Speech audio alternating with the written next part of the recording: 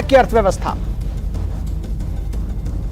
तो सबसे पहले संसद की कार्यवाही की बात करते हैं। अविश्वास प्रस्ताव पर पीएम मोदी आज जवाब देंगे और शाम 4 बजे यह जवाब आएगा। अब से 1 घंटे बाद पूरी चर्चा लोकसभा में। अविश्वास प्रस्ताव पर चर्चा का आज तीसरा दिन है और आज शाम 4 बजे प्रधानमंत्री नरेंद्र मोदी इस चर्चा का जवाब देंगे।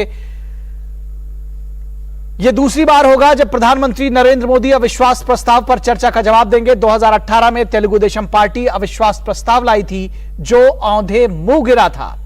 अविश्वास प्रस्ताव पर चर्चा के दूसरे दिन कल सत्ता पक्ष और विपक्ष के बीच तीखी नोकझोंक देखने को मिली। राहुल गांधी ने सरकार को मणिपुर के मुद्दे पर घेरने की कोशिश की तो सरकार की ओर से केंद्रीय मंत्री स्मृति ईरानी ने जमकर पलटवार किया। एनडीए सरकार के खिलाफ कांग्रेस सांसद गौरव गोगोई ने 8 अगस्त को अविश्वास प्रस्ताव पेश किया था। भाजपा के सहयोगी दलों ने भी कांग्रेस और विपक्षी दलों को तथ्यों के आधार पर घेरा। अविश्वास प्रस्ताव पर चर्चा में हिस्सा लेते हुए गृह मंत्री अमित शाह ने कहा कि नरेंद्र मोदी सरकार ने कुछ ऐतिहासिक फैसले लिए हैं, वंशवाद और रिश्वतखोरी को खत्म किया है। गृह मंत्री ने कहा कि मोदी सरकार के खिलाफ अविश्वास प्रस्ताव राजनीति से प्रेरित है। जनता और संसद का सरकार में पूरा भरोसा है। गृह मंत्री ने पिछले 9 वर्षों में एनडीए सरकार के कामकाज को सिलसिलेवार ढंग से रखा। पिछली सरकारों के कार्यकाल से तुलना कर अंतर को स्पष्ट किया।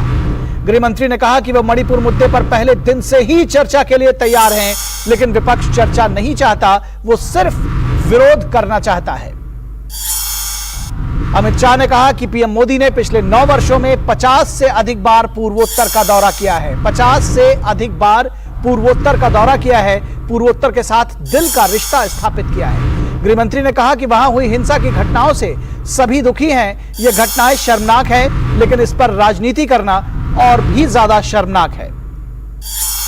अमित शाह ने कहा कि मणिपुर में जो कुछ हो रहा है वो परिस्थितियों से पैदा हुई जातीय हिंसा है और इसे राजनीतिक मुद्दा नहीं बनाया जाना चाहिए।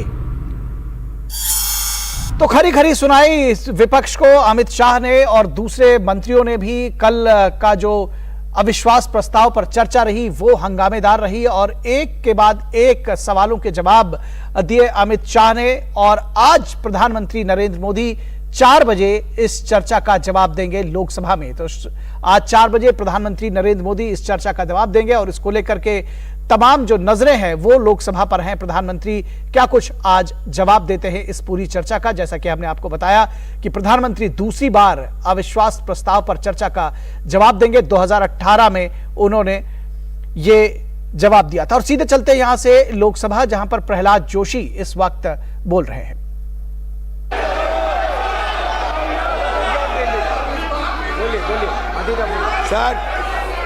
सर हमारे गीता में एक बात कहे जाते, गीता में अहंकारम बलम दर्पम कामम क्रोधम। इनका पॉइंट ऑफ ऑर्डर है माननीय अध्यक्ष जी। बोलिए ना सर 352 अहंकारम 352 सर बलम दर्पम to the fact matter on which the judicial decision is pending. Second sir मैं ये सब रेफर नहीं करता हूँ। 5वां नंबर पर ये है reflect upon the conduct of the person in high authority unless the discussion is based on the substantive motion drawn in proper terms। कोई मोशन मूव नहीं किया है। प्रधानमंत्री जी के खिलाफ ऐसे आरोप लगाना अनाप शनाप baseless allegation, doing the baseless allegation cannot be accepted sir, it cannot be tolerated. He should आप रूलिंग देना चाहिए, हमारा निवेदन है, और उनको माफी मांगना चाहिए और जो कुछ भी बोला है वो एक्सपंज करना चाहिए सर।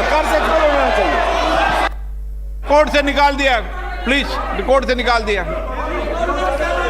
प्लीज। सर बोले, सर बोले। नो सर आप ज्योतिराज सिंधिया जी।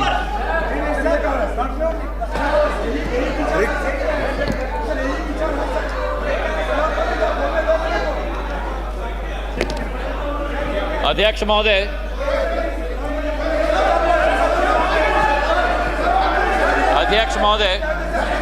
ज्योतिराज सिंधिया, आज मैं अपने एनडीए के गठबंधन को और प्रधानमंत्री जी को मैं धन्यवाद अर्पित करना चाहता हूं कि इस अविश्वास प्रस्ताव पर बोलने का मुझे मौका दिया। लेकिन जो ये दृश्य अध्यक्ष महोदय इस प्रजातंत्र के मंदिर में आज हम देख रहे हैं, जिस प्रजातंत्र के मंदिर में इस देश की संस्कृति, इस देश का सद्भाव, इस देश की विचारधारा निर्मित की जाती, जिस प्रजातंत्र के मंदिर से देश की 140 करोड़ जनता अपनी प्रेरणा लेती, उस प्रजातंत्र के मंदिर में ये स्पष्ट हो गया है अध्यक्ष महोदय कि इन लोगों को ना देश की चिंता है, ना प्रधानमंत्री के पद की चिंता है, ना राष्ट्रपति के पद की चिंता है। इनको तो केवल अपनी हैसियत की चिंता है। ये देश को पूर्ण रूप से स्पष्ट हो गया। अध्यक्ष महोदय, मुझे 20 साल हो गए हैं इस संसद में, मेरा अपना सौभाग्य मैं मानता हूं, लेकिन ऐसा दृश्य में मैंने 2 दशक में नहीं देखा है कि जिस तरीके से देश के सर्वोच्च पद के व्यक्ति 140 करोड़ जनता के हृदय में स्थापित इस देश के प्रधानमंत्री के प्रति जो शब्दों का उपयोग विपक्ष के द्वारा किया गया है, मैं मानता हूं कि सदन के सामने नहीं लेकिन देश की जनता के सामने इन्हें माफी मांगनी चाहिए। आज जो दृश्य हम देख रहे हैं अध्यक्ष महोदय कि अविश्वास प्रस्ताव के आधार पर, अध्यक्ष महोदय मैं आपका संरक्षण चाहूंगा। ये बोलने के लिए कभी तैयार हो जाते हैं लेकिन सुनने के लिए तैयार नहीं होते। ना देश की जनता की ठोक कर 2 बार चुनाव में नतीजा हजम करने के लिए तैयार है, ना सदन की बात सुनने के लिए तैयार है। आज जो स्थिति उत्पन्न हुई है अध्यक्ष महोदय, जो अविश्वास प्रस्ताव लाया गया, सर आपका संरक्षण मैं चाहता हूं, इनको कंट्रोल किया जाए। देश की जनता ने तो अपना पूरा परिणाम इनके चेहरे पे दिखा दिया। जो जनता के सामने नहीं कर पा रहे वो आज सदन में बैठ के कोशिश कर रहे हैं करने के लिए। जो अविश्वास प्रस्ताव इनके द्वारा यहाँ लाया गया, यह अविश्वास प्रस्ताव मणिपुर की बात नहीं है। मिशन मणिपुर के आड़ में ये अपनी राजनीतिक रोटियां सेकने के लिए आज यहां उपस्थित हुए हैं। पिछले 2 दिन से मैं सुन रहा हूं अध्यक्ष महोदय, हम इनको भी बता दें कि अगर ये इनका बर्ताव रहा तो इनकी बात भी इस प्रजातंत्र के मंदिर में हम सुनने नहीं देंगे। पूर्ण रूप से स्पष्ट करना चाहते हैं अध्यक्ष महोदय, जो आज जो इस क्षेत्र में और इस सदन में प्रस्तुतिकरण हुई है, ये वो बादल है जो गरजना चाहते हैं लेकिन बरसते नहीं।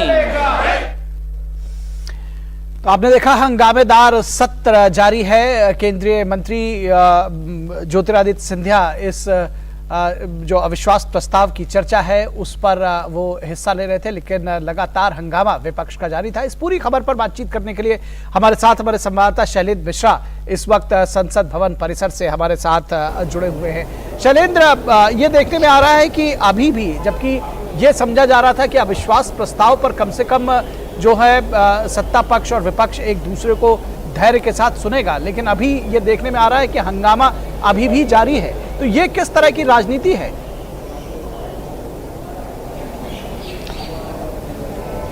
जी देखिए, जब सत्ता पक्ष की तरफ से तमाम आंकड़ों को सामने रख के विपक्षी दलों की जो राजनीति रही है या फिर यूपीए के समय जिस तरह से प्रदर्शन रहा है सरकार का तमाम मोर्चों पर, जब हमने देखा कि निर्मला सीतारमण वित्त मंत्री ने आंकड़ों के जरिए बताया कि यूपीए में किस तरह से बदहाल स्थिति थी और पिछले 9 सालों में कैसे एनपीए में सुधार हुआ है, कैसे देश दुनिया के सबसे तेजी से आगे बढ़ते हुए अर्थव्यवस्था बना है, और आंकड़ों के जरिए बताया कि यूपीए में कैसे घपले घोटाले होते थे और अब डीबीटी के जरिए बचत होती है, सीधे खाते में पैसे जाते हैं। तब हमने देखा कि विपक्षी दलों का हंगामा हुआ। इस बीच विपक्षी दलों के कई नेताओं ने, सांसदों ने, जिनका गठबंधन है, उन्होंने वॉकआउट भी किया थोड़ी देर के लिए लोकसभा से।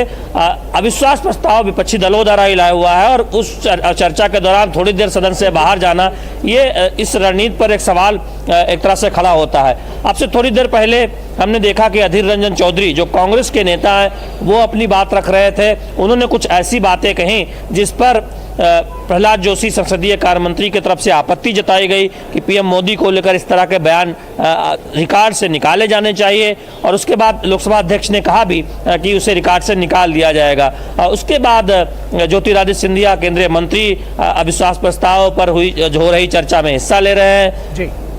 विपक्ष के गठबंधन पर निशाना साध रहे हैं, उनकी मंशा पर सवाल उठा रहे हैं, कह रहे हैं कि उनका दरअसल उद्देश्य जो है वो सब जानते हैं, देश हित से उनका कोई लेना देना नहीं है। और इस बीच थोड़ी टोका टोकी और हंगामा भी देखने को मिल रहा है विपक्षी दलों की तरफ से। तो ऐसे में हमने देखा कि कई बार चर्चा में हिस्सा लेते हुए जब कोई नेता, सांसद कोई बात रखता है, तब थोड़ी सा हंगामा भी देखने को मिल रहा है। आज हमने देखा है कि अविश्वास प्रस्ताव पर चर्चा शुरू होने से पहले प्रश्नकाल में लगातार हंगामा देखने को मिला, जिससे कार्रवाई बाधित हुई। राज्यसभा में भी हमने देखा कि हंगामे की वजह से कई बार कार्रवाई बाधित हुई।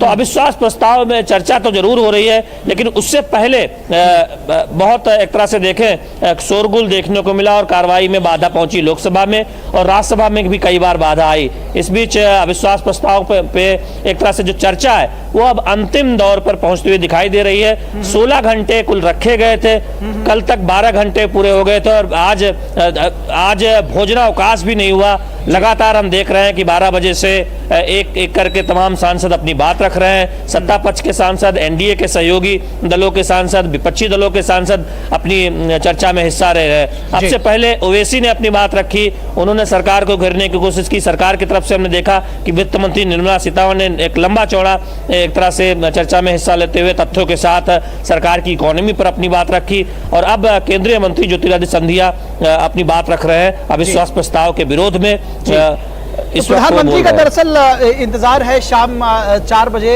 और निश्चित तौर पर जो सत्ता पक्ष है उसको भी इंतजार होगा। और ये जो विपक्ष का ये जो पूरा रुख है, क्षणे तुष्टा क्षणे रुष्टा, रुष्टा तुष्टा क्षणे क्षणे, ये शायद जो ये आंकड़े लगातार सरकार की तरफ से दिए जा रहे हैं उसके पीछे ही क्या इसकी वजह समझी जाए?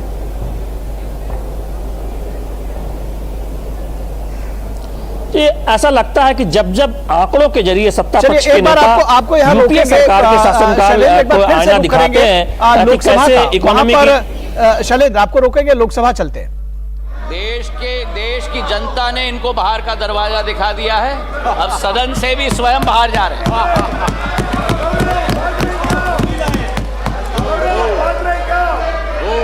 इन्हें तो सभापति महोदय अपने अविश्वास प्रस्ताव पे स्वयं ही विश्वास नहीं है।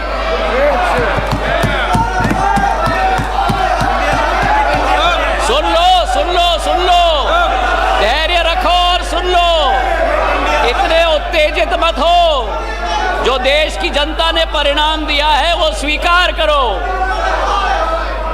अब सभापति महोदय, इनके जो एक समूह है I.N.D.I.A,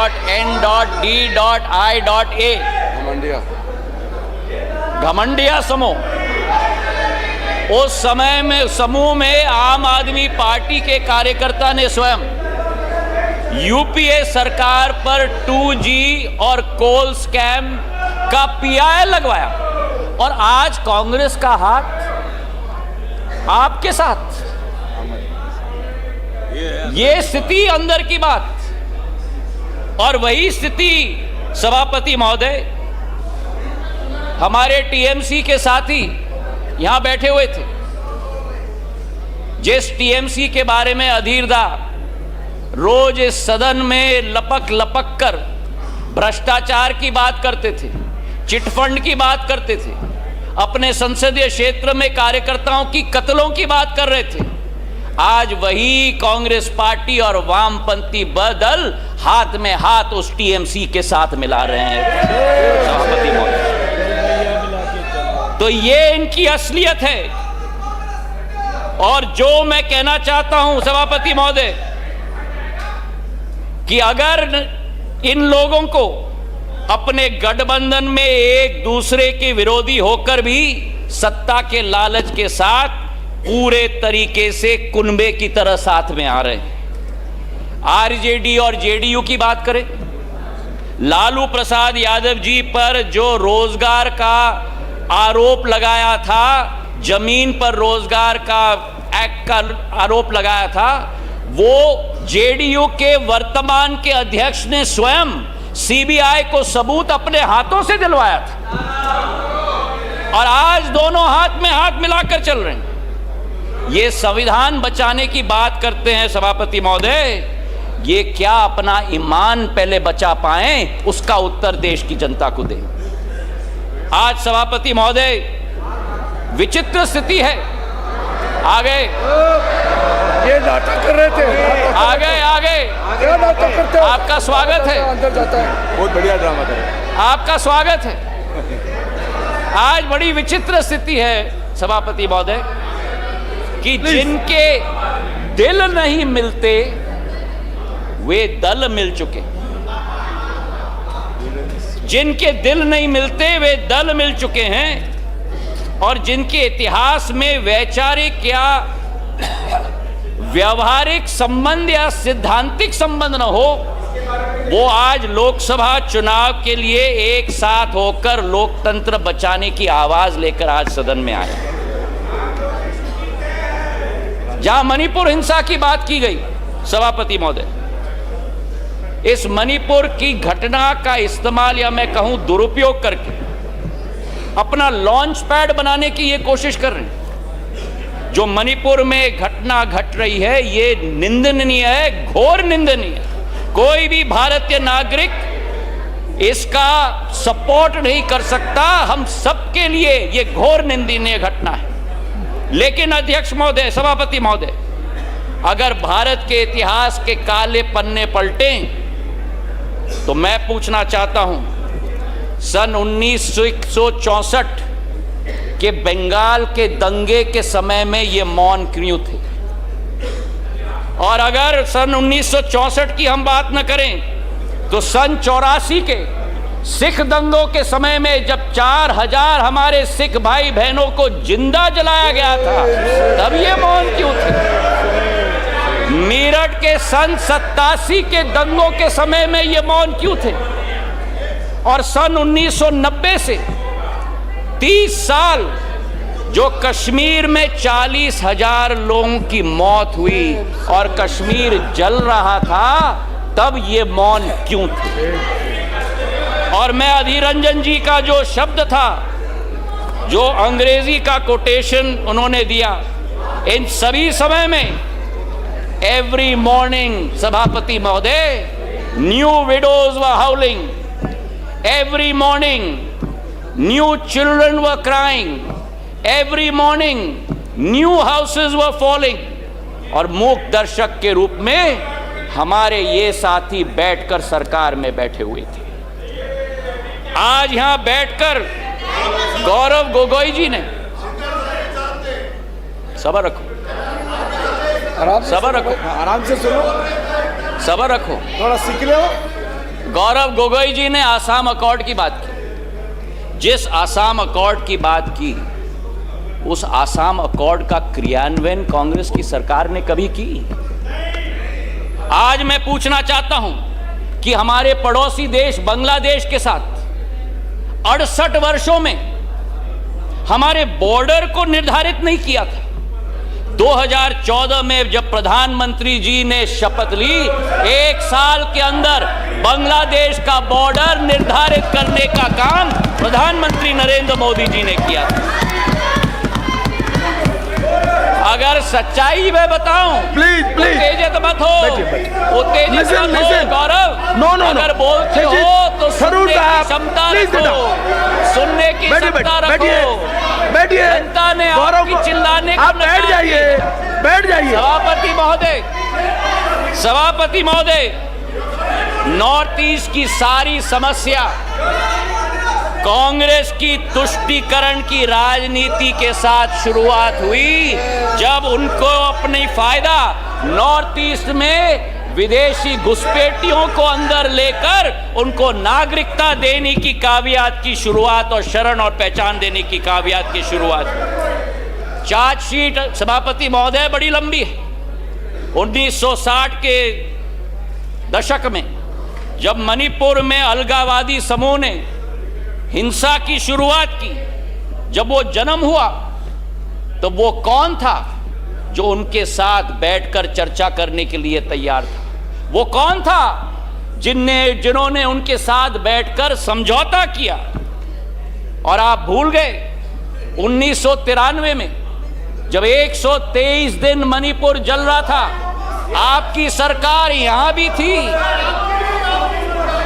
आपकी सरकार यहां भी थी, आपकी सरकार यहां भी थी और आपकी सरकार वहां भी थी। और आज आप मणिपुर के